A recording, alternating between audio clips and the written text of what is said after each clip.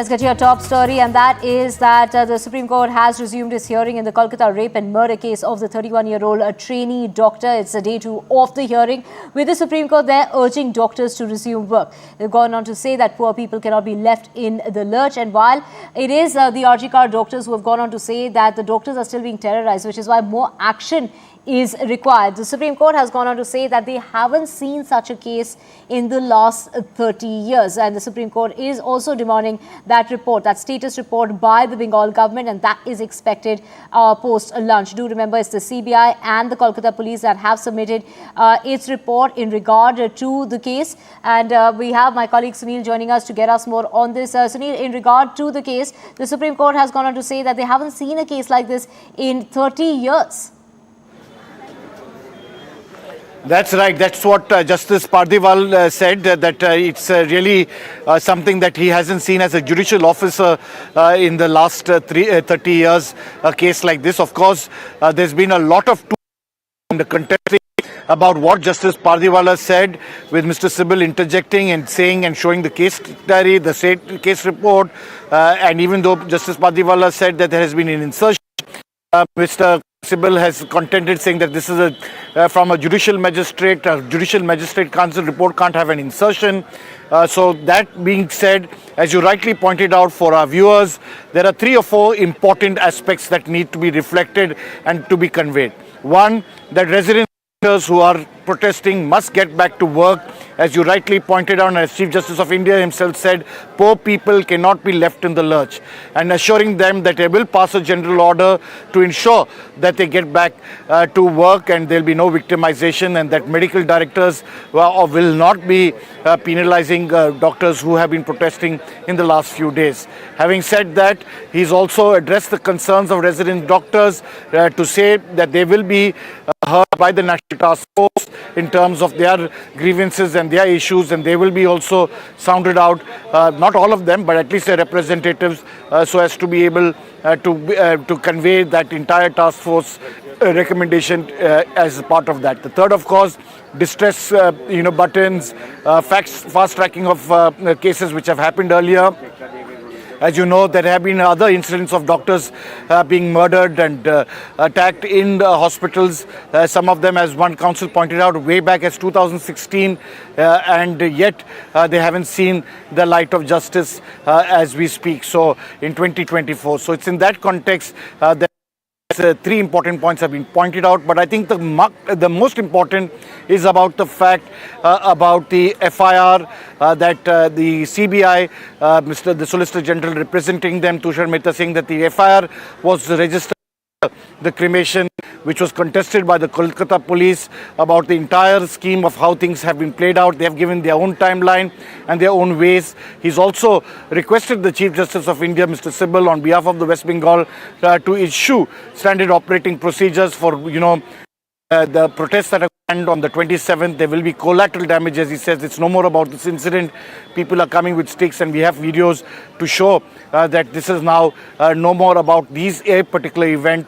And then, of course, we have seen that Chief Justice of India cautioning a council not to say 150 mg semen, saying that we have seen the post-mortem report, it is something else. Don't use those arguments with us in the court. We have the data with us, we have the information, we have the post-mortem report, and they're saying that we must not try to use social media to argue cases in the Supreme Court. Right, of course, while urging doctors to resume work, they've also gone on to say that they will prevail upon authorities to not to take any sort of adverse action. A general order, like you mentioned, will be passed, so there will be no victimization. We also have Tanushka joining us. Tanushka, when we talk about what was really said in court today, the court has, of course, questioned the delay when it comes to the registering the case. The Supreme Court, they're also pointing out that the crime scene was cordoned off only after the post-mortem was conducted, and asking why did the post-mortem proceed as an unnatural death. Tanushka.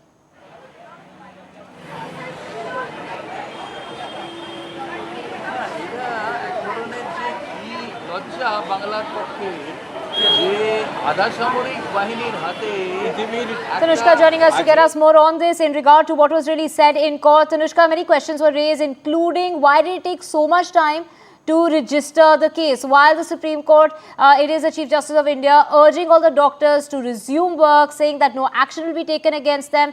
Of course, the AIIMS doctors there, going on to say that they're being marked absent while they're, while they're part of this protest. It is a question of what really happens to them in regard to, them not making it to work. It is the RG doctors who've gone on to say that more action needs to be taken, and because they continue to be terrorized.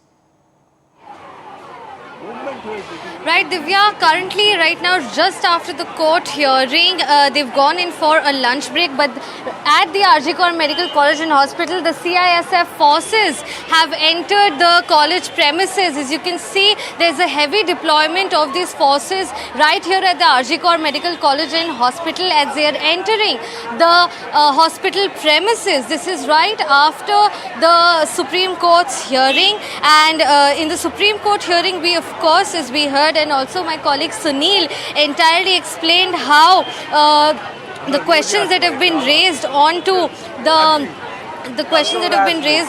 the post-mortem, and also the fact that Justice Pardiwala, he says that prima facie it looks like pages have been inserted into the diary. So there was a long argument that went around about the unnatural death case registration. I am currently joined with 3 alumni of RG Kar Medical College and Hospital. These are really senior doctors who pursued and who studied their medicine right here in this college in the 1970s. Let us get to hear their opinions as well. Thank you for joining us, Doctor. The Supreme Court hearing that just happened, okay, what is your expectation from the courts, being, an alumni yourself? A proper judgment of the incident occurred here. Right. Justice. All right. And let us go over to another doctor. If you could please tell us your name, doctor. Your name. Pardon? My name, Dr. Nimai Bhattacharya. Dr. Nimai, yes. I have worked this government of West Bengal for 33 years. And when were you an alumni at RG Kar Medical Hospital? Also I am an alumni of RG Kar Medical. Back at your time when you were a student here versus now, you've come back here for a cause. What is your expectation from the Supreme Court hearing that just is happening? No, on the hearing of Supreme Court, I am actually nobody to say anything, because Supreme Court is there. They are going to hear the case and they are going to pass their judgment. But I, as a medical man of this profession, I have never seen, I have never heard, I have not seen the case. There's such a heinous and brutal crime and murder in my life. Okay, Right. I have never seen in Bengal. Doctor, what is your name? My name is Dr. Jagannath Bhattacharya. Dr. Jagannath, when were you an alumni? When did you study at RG Kar Medical Yes, College? we came to this hospital. We are the student we did our pre-medical in 1969. All right. Then we entered the medicals in this medical 70. Ever since- And passed in 1977. So you passed out in 1977. Ever since then and now you're back at the college here for a cause, for a very sad, tragic reason as well. The Supreme Court is hearing the case. What do you make of this case at your alumni college? We don't want to say anything about the Supreme Court, but we have come because of in our time, in 1978 and 79, we were the house staffs and interns here. Interns first and then house staffs here. We didn't think of those things, The atmosphere was so good, the administrator was so good, the government was so good, but this is I think the culminative effect of corruption. So what do you think? Extreme corruption in West Bengal. Not only here, throughout West Bengal there is corruption, and so many things are happening.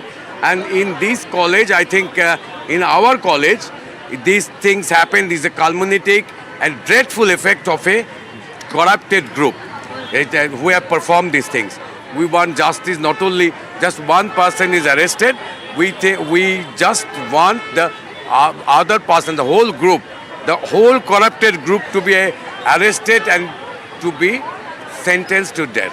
I think that will be the proper punishment. And we want to actually, this West Bengal in a dark state. So far the administration is concerned, the corrupted government is running, and this is the end result of the corruption. So it is come to the extreme point. Thank you so much, doctor. Thank you for that thought. So we just heard from the doctor here that, he said that West Bengal is in a dark state right now. What your colleague and friend just mentioned here, what he said that a lot has changed from his time. What do you think has changed and why has it changed ever since then? See, one thing, the total environment in the hospital practice and medical teaching, the scenario has totally changed, particularly in Bengal. See, I am particularly referring why there are isolated cases. I know in some medical colleges in other states, but this is the one of the most gruesome and is the cruelest happening which has happened in our alma mater, RG Kaur, and that is why we are so much vocal. We want justice. I fully agree with my friend that there is a nexus, and there is a nexus in different parts of the administration, along with the I must say those who are now they are the students.